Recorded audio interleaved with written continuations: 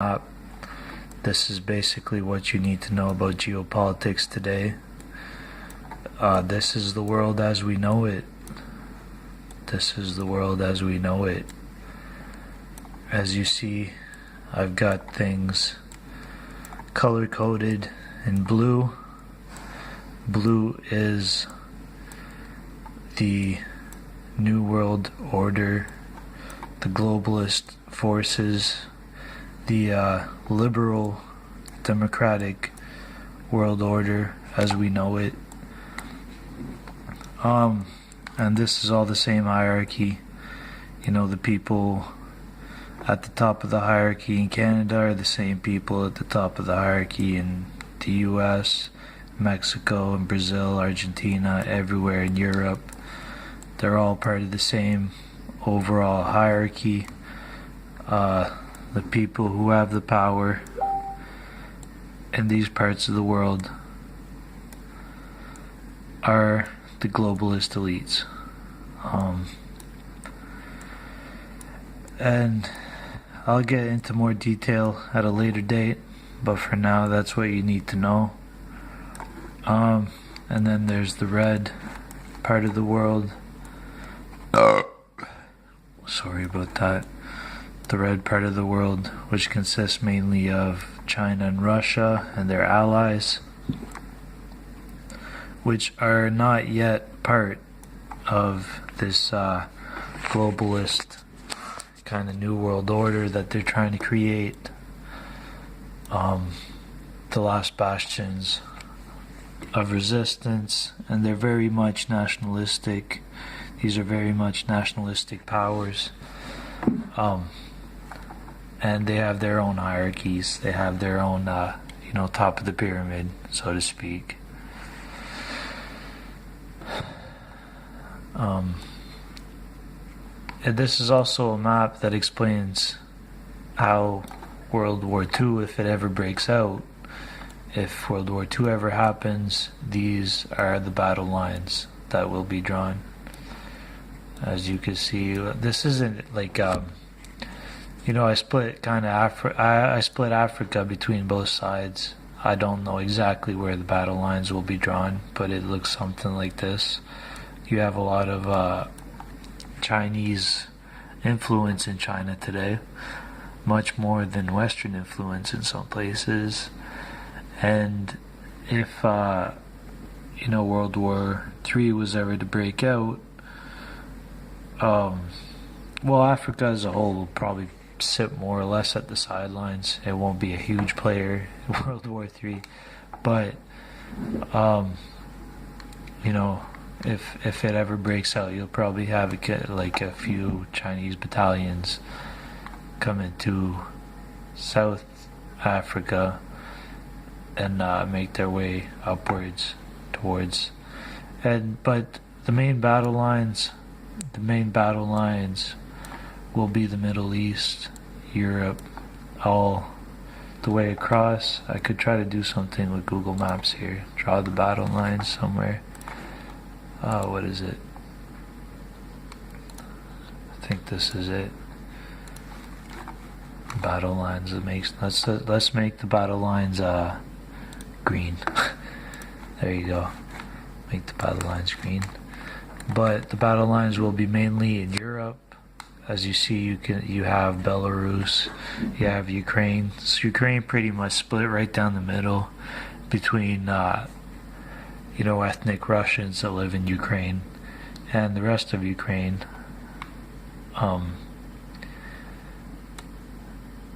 And this is where the battle lines will start. Of course, the battle lines will move very quickly just because of the speed of war machines, modern war machines.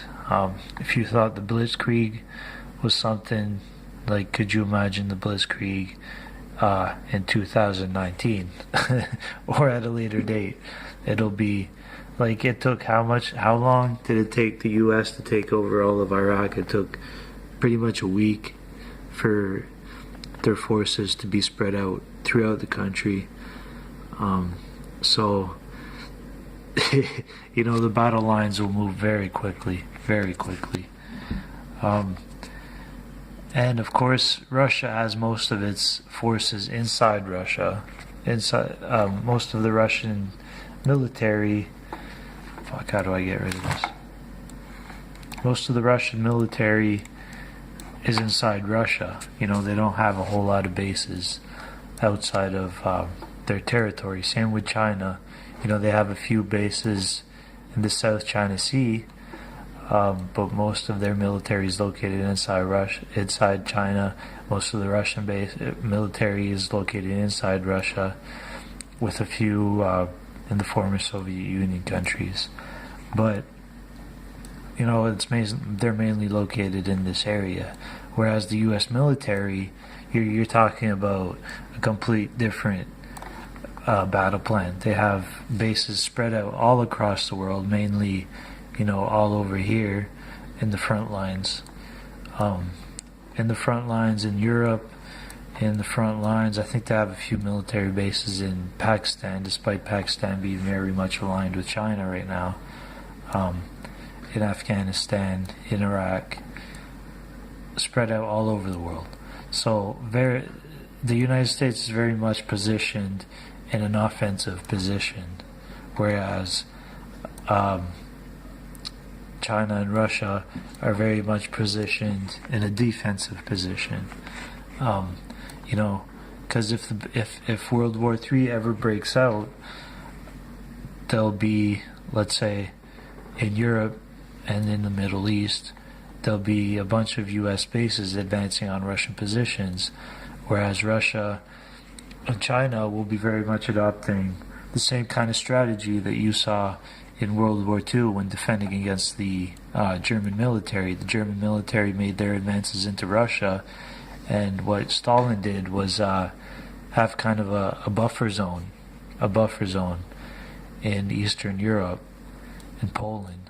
They had a buffer zone, positioned their military deep into Russia, so that if Germany ever attacked, they could make a couple days journey into Russian territory, and after that the Russians could make their counteroffensive with what's left of their military. That's a much smarter strategy than if they had all their forces lined up in the and right in the front lines, because with the speed of war machines these days, the element of surprise is very important.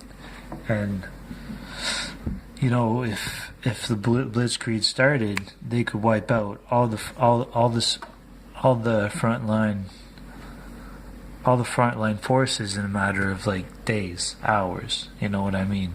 They'd all be gone, because they're within artillery range, they're within airstrike range, and so they wouldn't see it coming, just because war machines these days, well, they've always, for the past 100 years, war machines,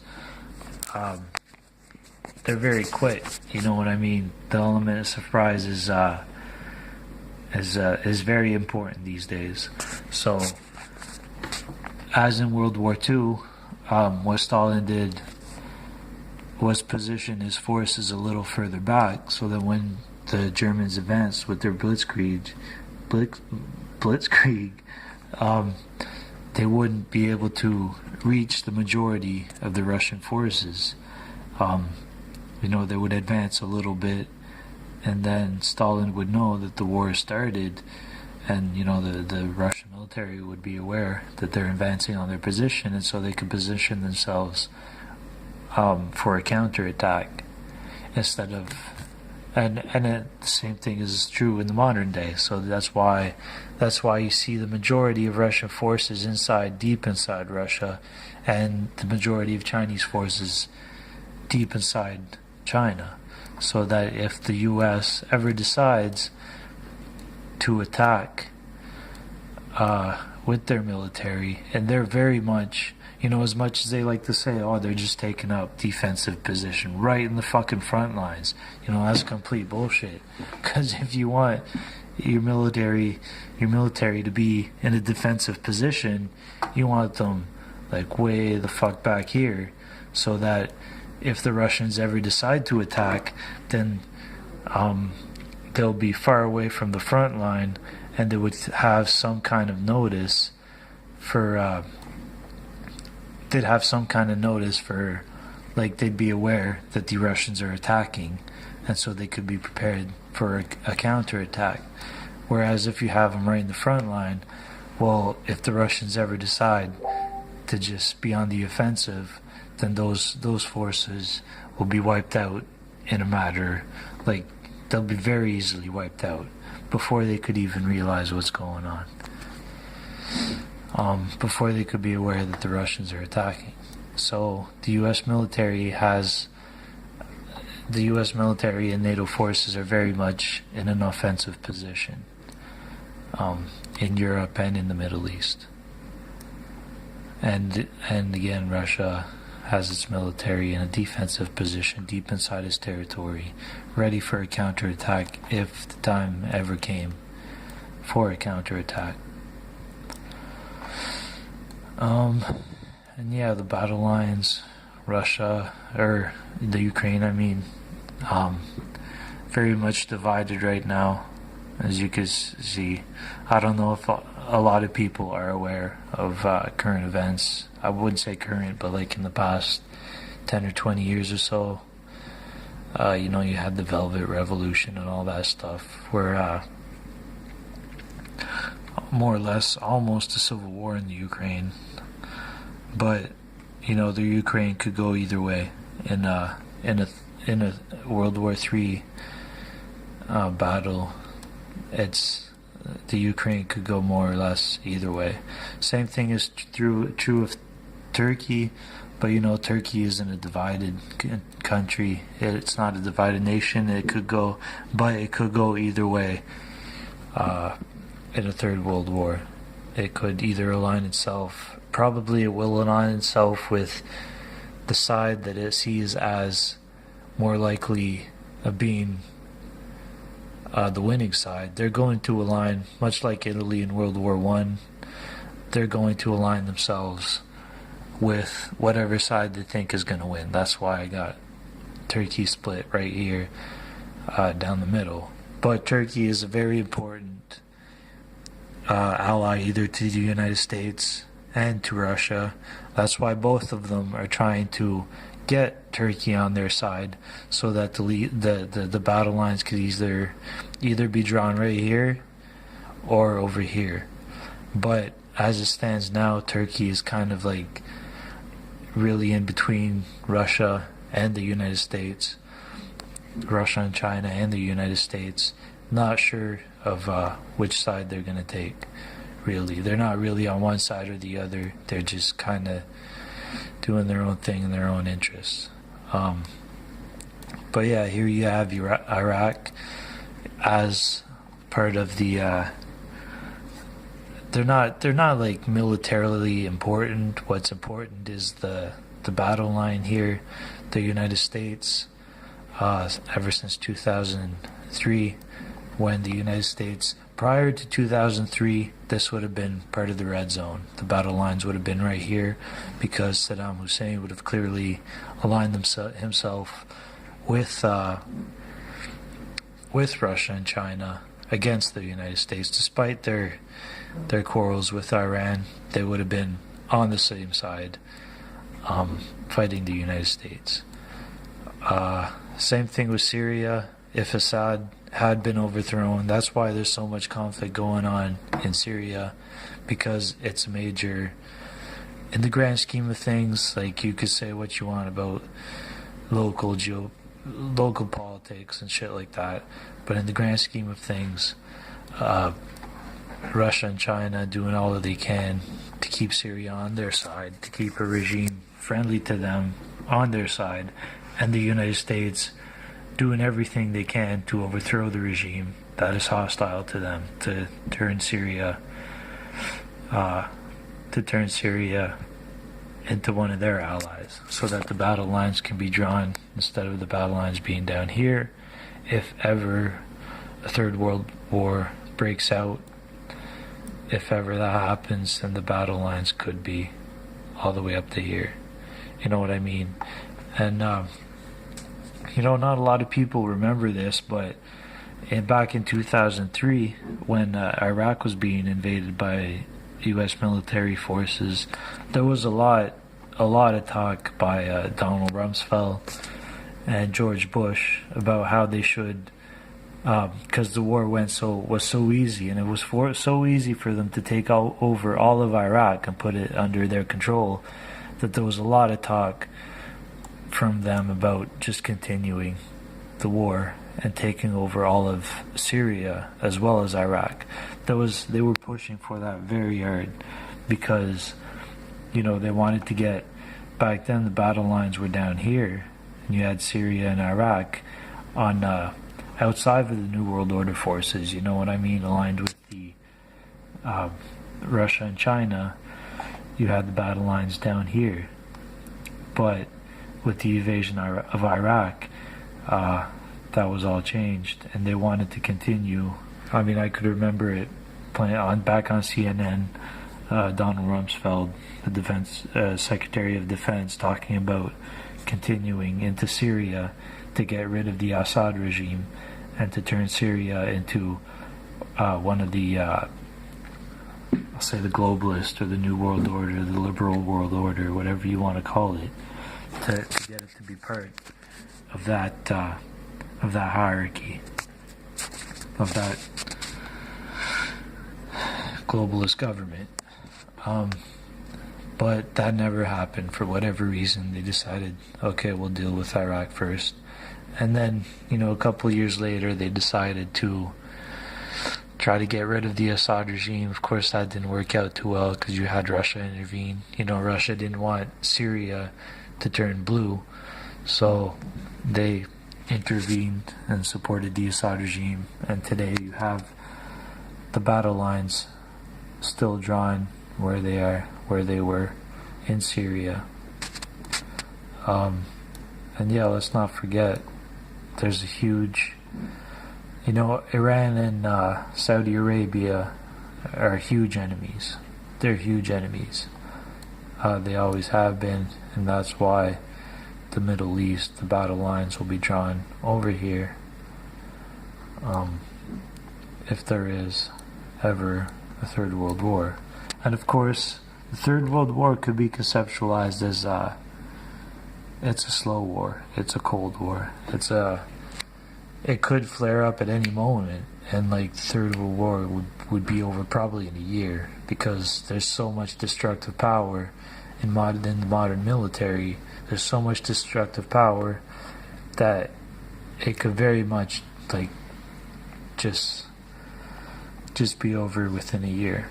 But for now, it's a very slow geopolitical war. You know, the battle lines are very slow to move, because it's not an all-out war between Russia, China, and the United States and its allies. So the battle lines are very slow to move. You know, prior to the collapse of the Soviet Union, you had the battle lines way the fuck over here. You know, Eastern Germany, Western Germany, and all Eastern Europe falling under the influence of the Soviet Union, and all of these being on the red side of the global government. And this is what, you know, this very much looks like the Pepsi logo. This is what the Pepsi logo represents, you know, half of the world being red, half of the world being blue. But this is what the New World Order represents. You know what I mean? That's the history. All of history has been empires and hierarchies growing, and until today, where you have a very small world split between two major hierarchies in the world. You have the one, Russia, China, and their elites, and then you have the other, the globalist, liberal elites, in America, mainly in America and Europe. You know, there's a couple of elites from Brazil and South America and stuff, but they're mostly North American and European elites. And so that's the state of the world today. And when you talk about the New World Order and the globalist government, it's when that's when either one side or the other finally falls, and instead of having two major factions in the world, you have a global government. Whether that's Russia and China, or whether that's the United States and Europe, you'll have a global government where there is no longer even two. The world prior to World War I, prior to World War II, there was maybe 4 different major factions who controlled all the world. Now, these days, there's 2 major factions who control all the world. And of course, when all this is said and done, when this is settled, you'll have just a global government. You have one major ruling elite controlling all the world. And it's inevitable. It's the course of history. You could see patterns in history everywhere. You could see, you could plot the lines on the graph and tell where this trajectory is going, and that's where it's going. It's going with the one world globalist government, and that's what George Bush Sr.'s speech was all about. It was about back in 1990, I think, is when he gave his New World Order speech, and that's what he was talking about. He was talking about, it was kind of preemptive in the sense that he was talking about it before it actually came to pass, but as he saw the Soviet Union disintegrating, the Soviet Union was in a lot of trouble. It still existed in 1990, but it was in a lot of trouble. You know what I mean? They lost all their allies in Eastern Europe. Eastern Europe was turning into one of these liberal democracy countries, and the liberal elite was slowly taking control of all these Eastern European countries. And so he gave his New World Order speech, saying that we have a real chance at this New World Order, meaning that we finally have this globalist government, and all this red zone here where they didn't have control was going to come under their control. And of course, for a while, Russia did come under their control, before Putin took back control of Russia. It was very much looking like it was going to turn blue, and it was going to be controlled by the liberal democratic elite. But all that changed very quick. But yeah, he was clearly pretty excited. He got ahead of himself a little bit in 1990, saying that finally, the globalist government would take power, or would have control of the whole globe. And that didn't happen. You still have 2 factions. The Cold War still continues. You still have 2 factions ruling the world. And so World War III is very much still a possibility. I should go back to where I left off with this, but anyways, that was George Bush and his whole New World Order speech. And so today, here you have the front lines. They're slowly moving. Back prior to 2000, you had Iraq being part of the red faction. Today you have it being part of the blue faction. So the front lines moved up a bit. Syria was very close to becoming part of the blue faction, but it didn't. Afghanistan, there's a huge NATO presence in Afghanistan, so I don't know, maybe it could be considered part of the blue faction, maybe even Pakistan. I'm not 100% sure of the politics of Pakistan, but just because, how I like to do this is just check and see where the military gets its armaments from. And Pakistan gets a lot of its weapons from China, and so China and Pakistan have a lot of connections. They're very much connected, so I put Pakistan as part of the red faction. But you know what I mean? Like, I'm not 100% sure, so maybe the battle lines could be up here. But I don't know. To me, like right now, it seems like Pakistan is more aligned with China than it is the United States. In India, same thing. Like, it could very well be more aligned with Russia than it is the United States. But, I have to look at it in the sense that China and India have always been enemies. They're still enemies today, China and India. And so the battle lines are most probably, over here. India is very likely to be more aligned with the United States than it is with China and Russia. Oops. Yeah. Fuck, half an hour already, eh?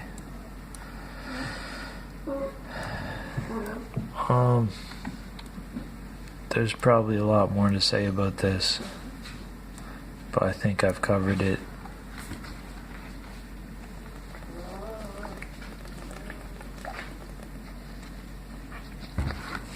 This is the world as it is today.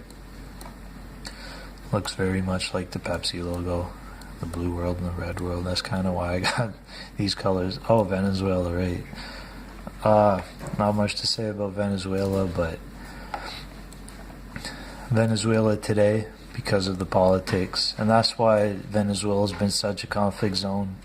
A lot of people like to say, oh, it's socialism and capitalism and shit, and it's all fucking politics within Venezuela. But what's happening in Venezuela is largely politics that are outside of Venezuela, really, because ever since Hugo Chavez came to power, he decided to, regardless of the socialism and capitalism and free market aspect, what's more important than that is who they choose to align themselves with. And ever since Hugo Chavez, Venezuela, despite being in South America and America's backyard, decided to align themselves with Russia and China rather than the United States. And that's why you got Venezuela in red here, despite all of its immediate neighbors being blue. And you have Russian troops, talking. I'm not sure if they're actually in Venezuela or they're trying to go into Venezuela, but you have a lot of Russian troops there. And Cuba used to be, it used to be Cuba, which was the only red zone. Back in Fidel Castro's days, you had Cuba, which was the only red zone, and a bunch of blue countries. That's why you had so much conflict Cuba was what it was back in the day, because it was the only red zone and an entirely blue zone. Today it's Venezuela. Venezuela is the only red zone and a bunch of, right in America's backyard, you know what I mean? So that's why you have the troubles that you see in Venezuela.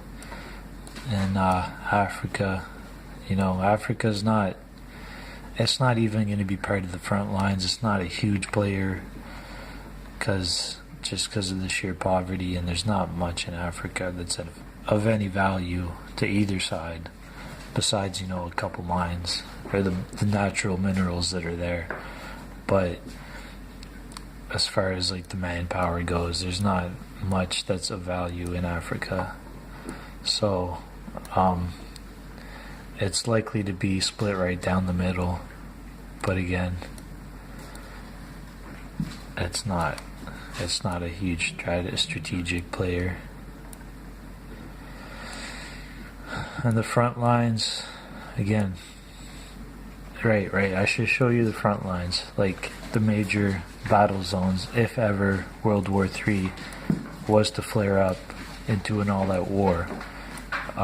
Here, most people probably know this, but you have the divide between North Korea and South Korea.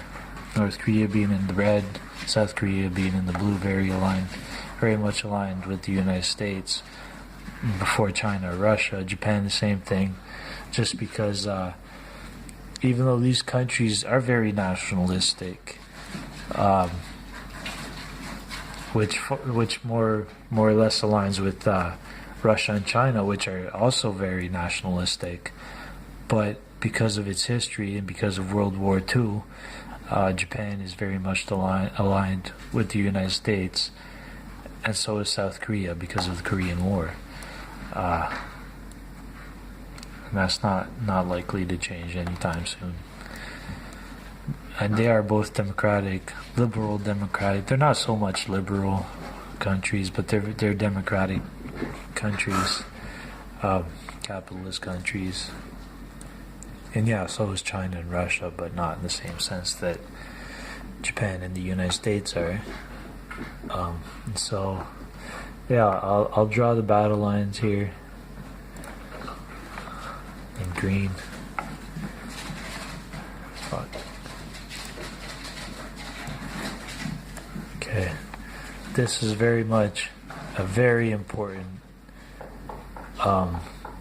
naval.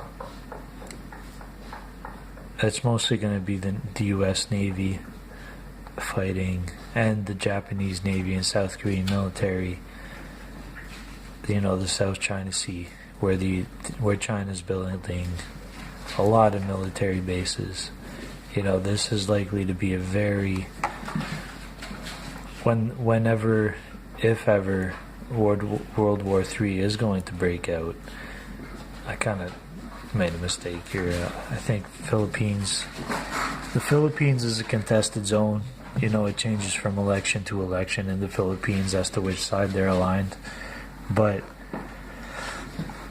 as of now, with what's his name, fucking Duterte, is that his name? Duterte, whatever his name is. He decided to align himself with China and Russia as opposed to the United States. So the Philippines right now is red, but again, it's a very contested zone. The United States, China, and Russia are each trying to get the Philippines on their side to move the front, either way. The front could either move down here or it could move down up here. As it stands right now, is down here, but it could very well move over here, you know what I mean? And it will change very quick. If this ever does flare up into an all-out conflict, it will go to one side or the other very quickly. So yeah, the very important battle line, very important naval front line for the U.S. Navy and for the Chinese Navy will be over here, the South China Sea. And this will move, if all-out war ever does break out, this front line will move in a matter of hours. In a matter of hours, it'll be settled, and the front line will move way over here, up to the coast, or way the fuck to the other side of the Pacific, which, depending on which side ends up winning the conflict on this front line. And of course you have echoes of World War II, back when that was also between China and the US. The front line here in this area was also a very important battleground. And so that's the conflict in the South China Sea. And then the other front, much like in World War II again, you will have Europe this will be a very important. I don't know why I'm drawing it here, like on the blue zone, the NATO alliance, the liberal globalist world.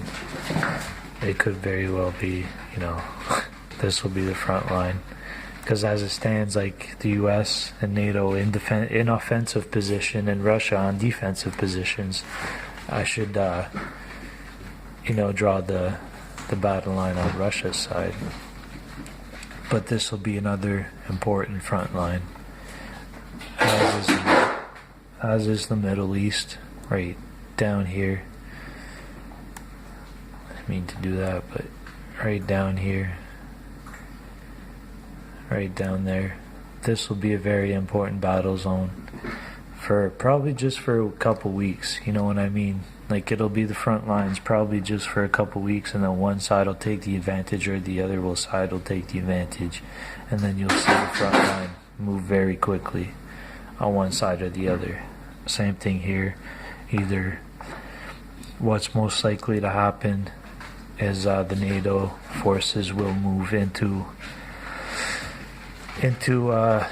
Russian territory, and then there'll be the counteroffensive by the Russia-China forces, and either that'll be pushed back way the fuck over here, or it'll fail, and the front line will move into the Russian territory. But yeah, that's if it comes out to, and if it ever becomes all-out conflict.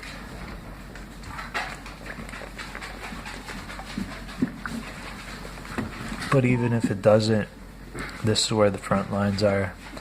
Belarus, Belarus could change.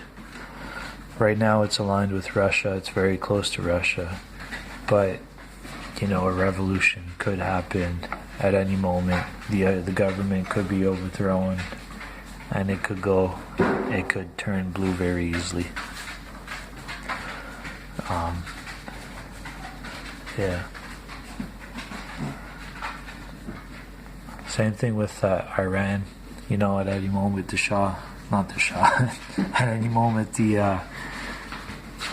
I don't know what you call it, whatever the theocracy that's in power right now, the Revolutionary Guard and the Iranian regime could be overthrown at any moment, and the front lines will move up to up to here, and Afghanistan might be blue as we speak. I'm really not sure.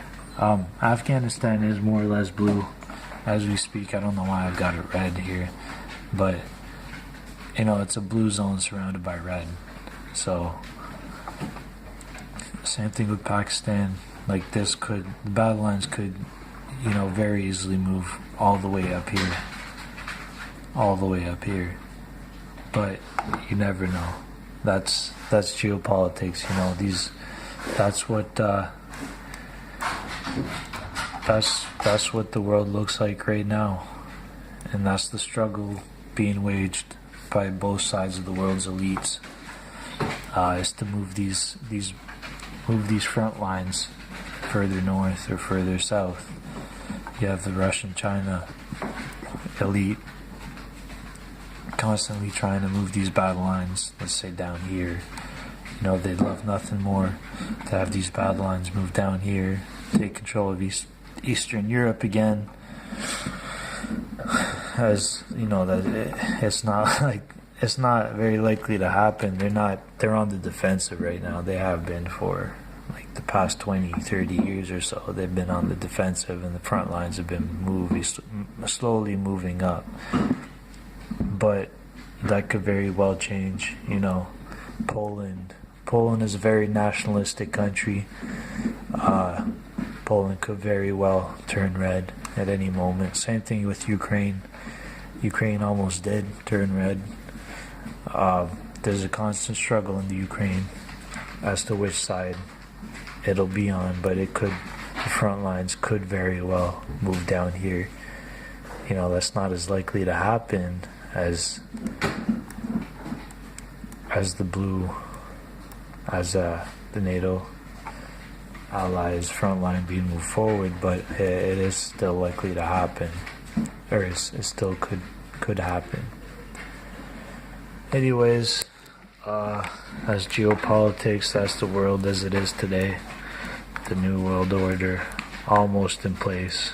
You know, you almost have the globalist government, where you have the one world hierarchy. Each of these places still have their own hierarchies, but pretty soon it could very well be just one. Fuck, I'm not very good at drawing, but it could very well be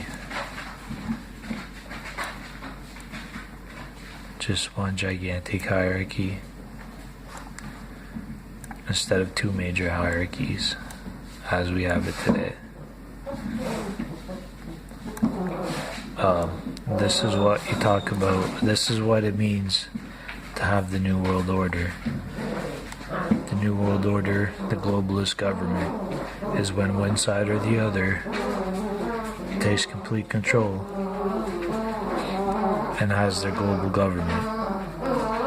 But today you still have two major factions, and in the near future it's likely to stay that way. If World War III ever breaks out, that could change within a year or two. If it ever comes to all-out war, that could, well, I don't know. All-out war is likely to lead to years and years of hardship, years and years of,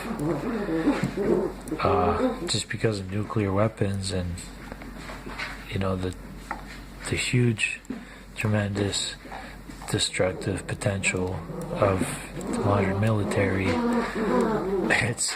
I don't know if it came to all-out war, I don't know if there would be like a world left for either side to rule over. At least it would be a lot of hardship for a lot of people, and it would be very hard. I don't know, maybe it would be easy actually for like the globalist government to take control if there was a lot of hardship and like half of Europe was destroyed, or fucking all of Europe was turned to dust. Maybe it would be even easier for them to exercise their globalist government, and to have, it would give them a reason to like crack down on dissent and all that kind of stuff, to take like complete control of people's lives and shit like that. Maybe it would be even easier for the elite to rule over us in a post-World War III environment. But you never know. I don't know. I think it would be very hard because there'd be so much destruction, and life would be so hard after that. But yeah, fucking 45 minutes. I think, holy fuck, maybe I should take a break, continue this like in a couple minutes.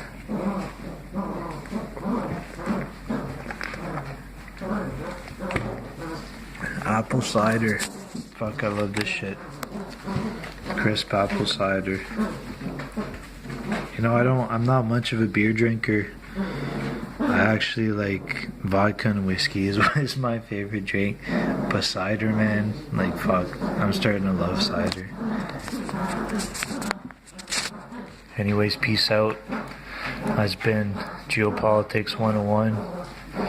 If you want to understand the world, like, you have to understand this, that the world's hierarchies, the world's elites are divided into two camps right now, two major camps. And when one camp wins over the other, that's when the globalist government will be in place.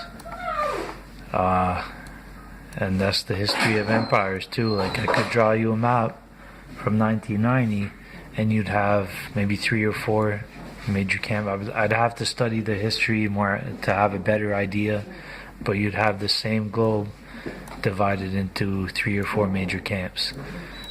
Today there's two two camps left.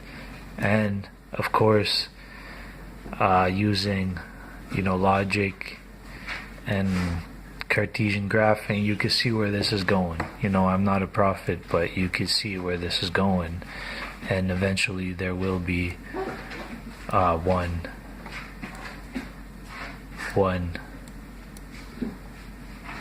major camp, one global elite.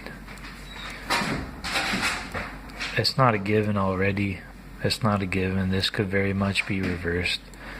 But anybody who studies, who understands geopolitics and the world as it currently stands, could tell you that in all likeliness there'll be one major global elite eventually. And a lot of the current elite on both sides are aiming for that. So, trying to get this to spin again. God damn it. Holy fuck. There you go.